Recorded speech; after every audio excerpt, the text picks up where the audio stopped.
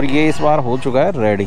Scan कर लेते हैं 2 नंबर पे अपना आइटम चेक कर लेते हैं। इस बार 2 कैडबरी है और 1 दूध दही है। तो भाई स्टार्ट डिलीवरी आके झोला। और कहाँ गया अपना ओला? इधर तो नहीं है भाई, अपना ओला उधर खड़ा करके आए थे। पिछले ऑर्डर में टाइम खराब हुआ था, टाइम को अपन को कवर करना पड़ेगा, ओला की रफ्तार बढ़ाना पड़ेगा, अपनी नजर बाज की तरह रखनी पड़ेगी, अब जाके भाई सेफली घर पहुंच पाएंगे। कैसा लगा मेरा मजाक? जो गली से अंदर चैनल गेट जा रहा है ना, इसी में खड़ा हूँ मैं। हाँ ऑनलाइन है पेमेंट। 1 सेकंड मैं स्कैन कर लेता हूँ।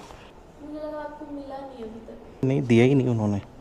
ये लीजिए, सेकंड ऑर्डर भी अपना कंप्लीट होता हुआ। स्टोर की लोकेशन पता नहीं है, बस भाई ये आ रहा है, यहाँ पे कीजिए क्लिक और झट से आप पहुंच जाओगे स्टोर पे। यहाँ से भाई आया था तब 3.5 किलोमीटर बता रहा था, वापस जा रहा हूँ तो 2.5 किलोमीटर बता रहा है। गूगल मैप क्या गुंडा बनेगा रे तू।